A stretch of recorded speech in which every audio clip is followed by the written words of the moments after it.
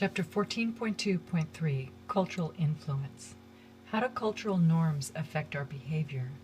As social creatures, our human readiness to learn from and adapt to those around us includes the influences of our surrounding culture. We come equipped with a huge cerebral hard drive ready to receive many gigabytes of cultural software. Culture is the behaviors, ideas, attitudes, values, and traditions shared by a group of people and transmitted from one generation to the next. Brislin, 1988.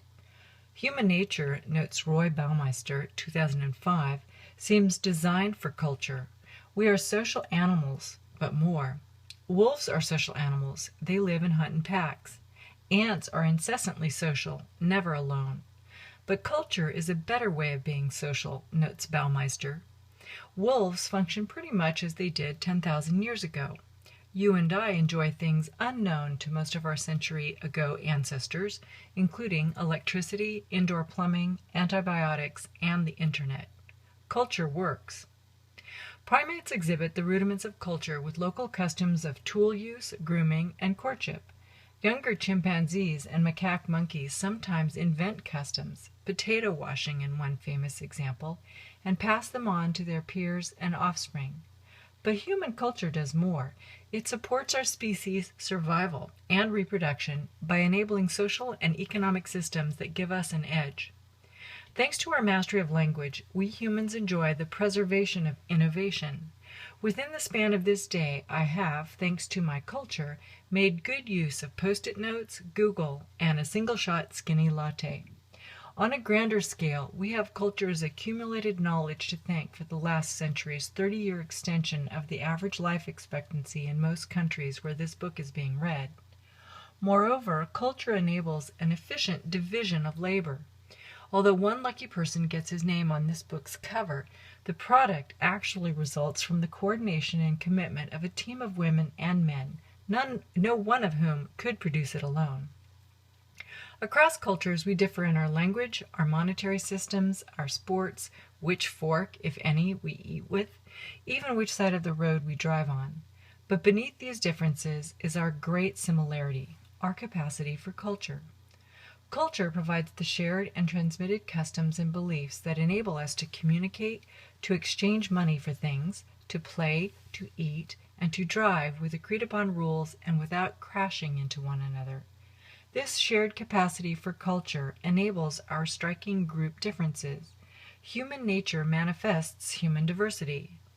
If we all lived in homogeneous ethnic groups in separate regions of the world, as some people still do, cultural diversity would be less relevant.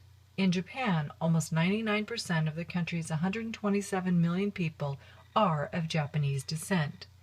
Internal cultural differences are therefore minimal compared with those found in Los Angeles, where the public schools recently taught 82 different languages, or in Toronto or Vancouver, where minorities are 1/3 of the population and many are immigrants, as are 13.4% of all Canadians and 23% of Australians.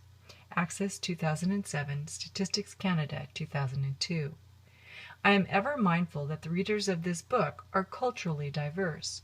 Your ancestors reach from Australia to Africa and from Singapore to Sweden. Variation across cultures.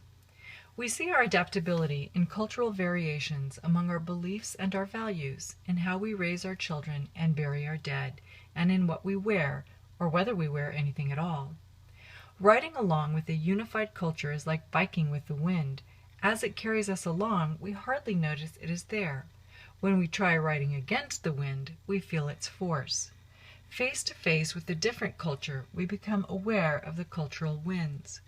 Visiting Europe, most North Americans notice the smaller cars, the left-handed use of the fork, the uninhibited attire on the beaches. Stationed in Iraq, Afghanistan, and Kuwait, American and European soldiers alike realized how liberal their home cultures were. Arriving in North America, visitors from Japan and India struggled to understand why so many people wear their dirty street shoes in the house. Each cultural group evolves its own norms, rules for accepted and expected behavior. Many South Asians, for example, use only the right hand's fingers for eating. The British have a norm for orderly waiting in line. Sometimes social expectations seem oppressive. Why should it matter how I dress? Yet norms grease the social machinery and free us from self-preoccupation. Knowing when to clap or bow, how to behave on the first day of school, and what sorts of gestures and compliments are appropriate, whether to greet people by shaking hands or kissing each cheek, for example, we can relax and enjoy one another without fear of embarrassment or insult. When cultures collide, their differing norms often befuddle. For example, if someone invades our personal space, the portable buffer zone we like to maintain around our bodies, we feel uncomfortable. Scandinavians, North Americans, and the British have traditionally preferred more personal space than do Latin Americans, Arabs, and the French. Summer 1969. At a social gathering, a Mexican seeking a comfortable conversation distance may end up walking around a room with a backpedaling Canadian. You can experience this at a party by playing Space Invader as you talk with someone. To the Canadian, the Mexican may seem intrusive. To the Mexican, the Canadian may seem standoffish. Cultures also vary in their expressiveness. Those with roots in Northern European culture have perceived people from Mediterranean cultures as warm and charming, but inefficient. The Mediterraneans, in turn, have seen Northern Europeans as efficient, but cold and preoccupied with punctuality. Triandis, 1981. Cultures vary in their pace of life, too. People from time-conscious Japan, where bank clocks keep exact time, pedestrians walk briskly, and postal clerks fill requests speedily, may find themselves growing impatient when visiting Indonesia, where clocks keep less accurate time and the pace of life is more leisurely. Levine and Norenzayan, 1999. In adjusting to their host countries, the first wave of U.S. Peace Corps volunteers reported that two of their greatest culture shocks after the language differences were the differing pace of life and the people's differing sense of punctuality. Spradley and Phillips, 1972. Variation over time. Consider, too, how rapidly cultures may change over time. English poet Geoffrey Chaucer, 1342 to 1400, is separated from a modern Britain by only 20 generations, but the two would converse with great difficulty. In the thin slice of history since 1960, most Western cultures have changed with remarkable speed. Middle-class people fly to places they once only read about, text those they once postal mailed, and work in air-conditioned comfort where they once sweltered.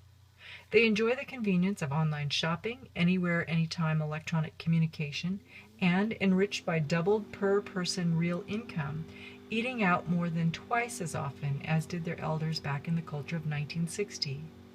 With greater economic independence, today's women are more likely to marry for love and less likely to endure abusive relationships out of economic need. Many minority groups enjoy expanded human rights.